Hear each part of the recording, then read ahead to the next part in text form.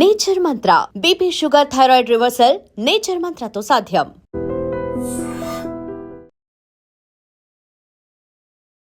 Welcome to iDream. నేను ఉదయశ్రీ. చెన్నైలో జరిగిన ఒక దారుణమైన సంఘటన గురించి మనం మాట్లాడుకోబోతూ ఉన్నాం. అతను లారీ డ్రైవర్ గుణశేఖర్ మహేశ్వరి, వీళ్ళిద్దరు దంపతులు.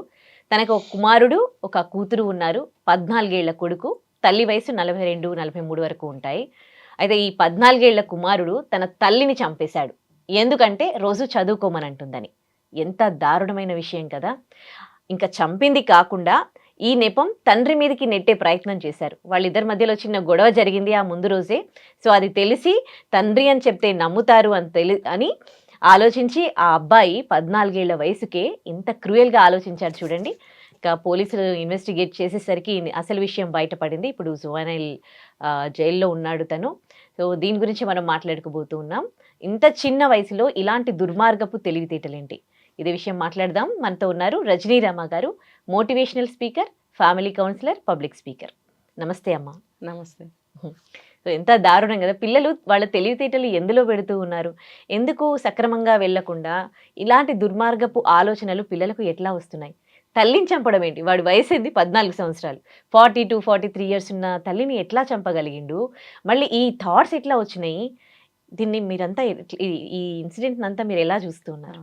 ఇప్పుడు ఇలాంటి సంఘటనలు ఈ మధ్య చాలా జరిగాయి. టీనేజ్ పిల్లలు తల్లిని చంపడం అనేది, ఒక అమ్మాయి వాళ్ళ అమ్మని కూడా చంపింది. ఆ మధ్య పెంచుకున్న అమ్మాయి తల్లిని చంపేసింది 13 ఏళ్ల వయసులో, బాయ్ ఫ్రెండ్స్ సహాయంతో. అవునవునవును కదా, చేశాం కదా, గుర్తొచ్చిందా?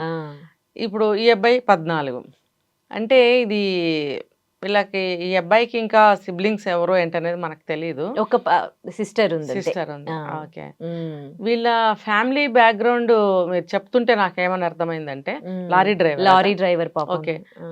మరి వాళ్ళు ఎంత డిసిప్లిన్ గా ఉంటారు అంటే, అందరూ ఉండరు, కొంతమంది వాళ్ళల్లో కూడా చాలా డిసిప్లిన్ గా పంక్చువల్ గా ఉంటారు, ఒక పద్ధతిగా ఉండేవాళ్ళు ఉన్నారు. కానీ దాదాపుగా ఉండరు ఎక్కువ శాతం. వాళ్ళు డ్యూటీస్కి వెళ్ళడము, టైర్డ్ అయిపోయి రావడము, తాగి రావడము, ఇంట్లో గొడవ పడడము లాంటివి జరుగుతూ ఉంటాయి తరచుగా. ఇక్కడ ఇంట్లో ఉన్న లేడీస్ ఏంటంటే, వాళ్ళు కూడా ఏదో ఒక పనిలోకి వెళ్ళడము, ఇంటికి వచ్చి ఏదో ఇంత వండి పిల్లలకి పెట్టడము, నామకే వస్తే స్కూల్కి పంపడము. చదివితే చదివారు, లేకపోతే లేదు, పంపాలి కాబట్టి పంపుతున్నారు అంతే. ఇప్పుడు ఏమవుతుందంటే, ఇలాంటప్పుడు తండ్రి పట్టించుకోవడం అనేది ఉండదు, ఖచ్చితంగా ఉండదు. తల్లి కూడా అంతంత మాత్రమే పట్టించుకోవడం. ఇప్పుడు అది చిన్న తరహా ఫ్యామిలీస్లో ఏంటంటే, ఇద్దరు, ఆమె కూడా ఏదో చిన్న చిన్న పనులు చేసుకుని సంపాదిస్తే కానీ ఇల్లు నడవదు. అలాంటప్పుడు పిల్లల మీద అదుపాజ్ఞ ఎవరికి ఉంటుంది? ఉండదు. ఒరే చదువుతున్నావా, మార్కులు ఎన్ని వచ్చినాయి అని అడుగుతారు ఎప్పుడైనా. లేకపోతే మీ పంతులు ఏమంటుండో అని అడుగుతారు. లేదు అని అంటే, జర చదువుకోరాదా కూర్చొని అంటారు. ఇవి వాళ్ళకేమో అంటుకోవా మాటలు, ఇట్లనే ఊకే తిక్కలదానిలాగా అరుస్తుంది, పని లేదు ఏం లేదు అని వీళ్ళు తీసేస్తారు. ఇక్కడ ఏమవుతుందంటే, ఇంటికి రాగానే తండ్రి ఎట్లా బిహేవ్ చేస్తున్నాడు, ముఖ్యంగా మగపిల్లలు తండ్రిని పిన్ టు పిన్ అబ్జర్వ్ చేస్తారు ఖచ్చితంగా. వాళ్ళకి జీన్స్ కూడా మగపిల్లలకి తండ్రివి ఎక్కువ వస్తాయి దాదాపుగా. మరి అలాంటప్పుడు ఆ బుద్ధులు అలా వస్తాయి వాళ్ళకు కూడా, ఏదన్నా మంచి అయినా చెడైనా వచ్చినప్పుడు ఏమవుతుందంటే, అవి ఇక్కడ మ్యాచ్ అవుతాయి. ఇలాంటి నేర ప్రవృత్తికి అవి మ్యాచ్ అవుతాయి ఒకవేళ బ్యాడ్ క్వాలిటీస్ ఉంటే కనుక. ఇక్కడ ఏమైందనంటే, వాళ్ళ కుటుంబం బహుశా అంటే ఊహాగానాలు పన్నకూడదు, ఇలాంటి కేసులు మనం చాలానే విన్నాము కాబట్టి, క్రైమ్స్ చాలా జరిగినాయి కాబట్టి అంచనా అయితే వేయగలం మనం. ఇప్పుడు అతను తండ్రి ఇంటికి రాగానే బిహేవియర్ ఎలా ఉంటుంది? తాగడమా, తల్లితో గొడవ పడడమా, కొట్టడమా, లేకపోతే భార్య ఏదన్నా అడిగితే అతను అబద్ధాలు చెప్తూ రావడమా? అతనికి ఏమన్నా ఫర్దర్గా ఉంటుంటే, ఇలాంటి వాళ్ళకి వేరే వేరే రిలేషన్స్ కూడా ఉంటాయి కొంతమందికి. మరి ఇలాంటివన్నీ కూడా ఫ్యామిలీని కొంచెం డిస్టర్బ్ చేస్తాయి, ఇంట్లో గొడవలు అవుతాయి. ఈ గొడవలు అవుతున్నప్పుడు పిల్లలు ఖచ్చితంగా గమనిస్తూ ఉంటారు. ఈ మగపిల్లలు ముఖ్యంగా తండ్రి ఏం చేస్తున్నాడో అవే చేస్తారు. తండ్రి ఎలా మాట్లాడుతున్నాడో కొడుకు అలాగే మాట్లాడతాడు. తండ్రి లైఫ్ స్టైల్ ఎలా ఉందో పెద్దయినాక ఈ పిల్లవాడి లైఫ్ స్టైల్ కూడా అట్లనే ఉంటుంది, ఏం చేంజ్ ఉండదు. ఏమన్నా చదువులో ఏమన్నా తేడా ఉంటే ఉండొచ్చు, వేరే చదువులు చదవచ్చు, తండ్రి చదువుకోకపోవచ్చు, అట్లా ఉండొచ్చు, కానీ మిగతా అన్నీ కూడా అట్లానే ఉంటాయి.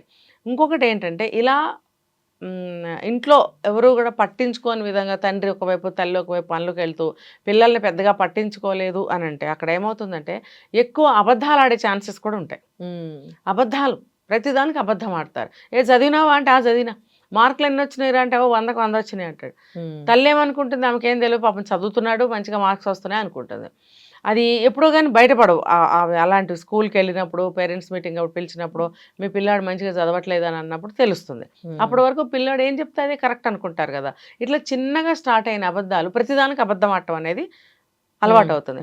ఇప్పుడు ఇక్కడ ఏమైందంటే తల్లి మీద తండ్రి ఇలానే గొడవలు పడుతూ ఉండటం తరచుగా చూస్తూ ఉన్నాడు అనుకున్నప్పుడు ఇప్పుడు ఏదో అడిగితే ఇవ్వలేదని కదా హత్య చేశాడు తల్లిని. చదువుకోమంటే రోజు చదువుకోమని ఇబ్బంది పెడుతుంది, చదువుకోమంటోంది అని అన్నదానికి అది తల్లిదండ్రి అంతకు ముందే పండగ ఉందని ఏదో గిఫ్ట్ ఇచ్చాడంట తల్లికి, తీసుకొస్తే ఆమె నచ్చలేదు అది.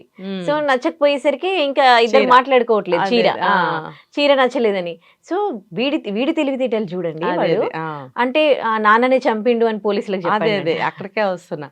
ఇప్పుడు పండక్కి ఆయన చీర తీసుకొచ్చాడు, చెప్పాను కదా పిల్లలు అన్ని అబ్జర్వ్ చేస్తారు.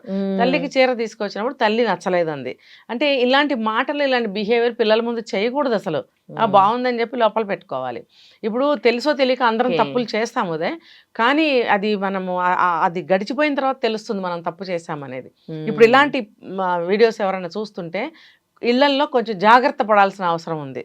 తెలియక చేసేస్తే మనం ఏం కాదు. పిల్లలు బాగా ఇన్స్పైర్ అవుతున్నారు పేరెంట్స్ ని. ఇప్పుడు ఇలాంటివి చూస్తున్నప్పుడు వాళ్ళకి అవగాహన రావాలి, ఎస్ ఇలా మనం ఉండకూడదని. భర్త ఏమన్నా భార్య మాట్లాడకూడదు, భార్య ఏమన్నా భర్త మాట్లాడుకోకూడదు పిల్లల ముందు.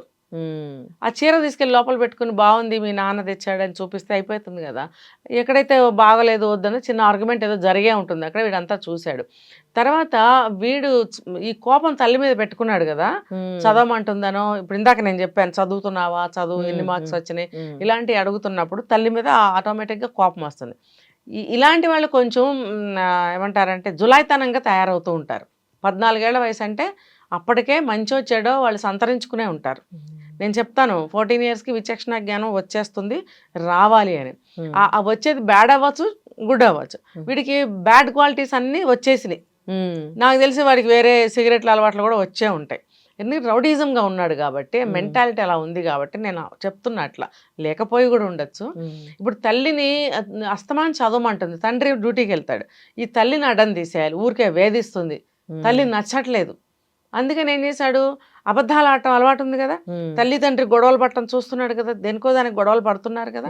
ఇప్పుడు ఈ ఇన్సిడెంటే తీసుకోండి, చీర నచ్చలేదు కాబట్టి గొడవ అయింది కాబట్టి నాన్న కోపం వచ్చి తల్లిని చంపేశాడు అంటే నమ్ముతారు సమాజం అనే ఆలోచన వీడికి వచ్చింది. Criminal mind. ఎందుకంటే అలాంటి తిరుగుళ్ళే తిరుగుతున్నాడు, అలాంటి పోకళ్ళే పోతున్నాడు కాబట్టి మైండ్లో ఆలోచనలు ఎప్పుడు అలాంటివే చేస్తూ ఉంటాడు. సో నేను చంపేద్దాము, నాన్న మీద తోసేద్దాం, అబద్ధాలు ఆడటం అలవాటేగా వీడు, పెద్ద టాక్టిక్స్ అనమాట. అబద్ధం ఆడేసి అక్కడ తండ్రి మీదకి నెట్టేసి చూసేవాళ్ళు ఎవరైనా చిన్నపిల్లాడు ఎందుకు చంపుతాడులే అనుకుంటారు కదా, తండ్రి మీదకే వెళ్తుంది. అక్కడ ఇన్సిడెంట్ కూడా ఏం జరిగింది, చీర అనేది పెద్దవాళ్ళ మధ్యన విషయం, పిల్లాడికి తల్లికి కాదు కదా, నమ్ముతారు ఈజీగా. అంటే వాడి బాగా మెచ్యూర్డ్ మైండ్ ఒక వచ్చేసాడు వాడు, ఇంట్లో సమస్యలకి విషయాలకి సిచ్యువేషన్స్ బాగా అడాప్ట్ చేసుకుంటున్నాడు వాడు. చేసుకుని ఏం చేస్తున్నాడు, చెడుగా మలుచుకుని తల్లిని చంపేసి తండ్రి మీద పెట్టేద్దాం అనుకున్నాడు. కానీ ఇంకా బయట విషయాలు అంతా అన్నీ కూడా అతని నాలెడ్జ్కి రావు కదా. ఏదైనా పోలీసులు వెంటనే పట్టుకుంటారు, ఎలా అయినా ఎవరు నేరస్తుడో వాళ్ళని పట్టుకుంటారనేది తెలియదు వాడికి. ఇంకా తెలియక ఈ పని చేశాడు.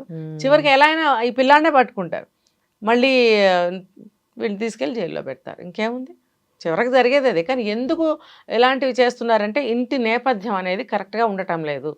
ఇవాళ రేపు కూలి చేసుకునే వాళ్ళు అయినా సరే, ఉన్నవాళ్ళైనా ఎవరైనా సరే పిల్లల్ని చాలా జాగ్రత్తగా పెంచుకోవాలి. వాళ్ళు ఇష్టారాజ్యంగా రోడ్ల మీద వదిలేస్తుంటారు, వెళ్తే వెళ్ళారు లేకపోతే లేదు స్కూల్కి అనుకుంటారు. ఎప్పుడు అమావాస్యకి పుణ్యానికి అడుగుతారు ఎట్లా చదువుతున్నావని. ఇవన్నీ కాదు, నువ్వు స్కూల్లో వేసింది ఎందుకు, చదివించుకోవాలి, మంచిగా బాగా చదవాలి. బాగా చదవాలంటే నువ్వు ఎలా పిల్లవాడిని తయారు చేయాలి, ఏమని నువ్వు మంచి మాటలు చెప్పాలి, పిల్లల ముందు ఎలా ఉండాలి, ఇవన్నీ అన్ని కేటగిరీస్ వాళ్ళకి వర్తిస్తాయి. ఇవి పాటించాలి, లేకపోతే పిల్లలు ఇలాగే తయారవుతారు. రైట్, థ్యాంక్ యూ అండి. నిజంగా ప్రస్తుతం ఉన్నటువంటి సమాజం దేనికి ప్రయారిటీ ఇస్తుంది? ఆర్థిక సంబంధాల చుట్టూ మాత్రమే తిరుగుతుంది. మళ్ళీ ఎన్నికలంగానే చాలా విరక్తి కలుగుతాను. మంచి అనిపిస్తుంది కదా, లేడీస్ కూడా ఛాలెంజింగ్ జాబ్స్ చేసినప్పుడు చాలా బాగుంటది. ట్రాఫిక్ అసిస్టెంట్స్ గా నియమించిన ట్రాన్స్జెండర్స్ అందరితో సాల్యూట్ చేయించుకుంటున్నారు. ఫుడ్ డెలివరీ ఇవ్వటానికి వెళ్ళినటువంటి డెలివరీ బాయ్ అనిల్ పై కళ్ళ ముందు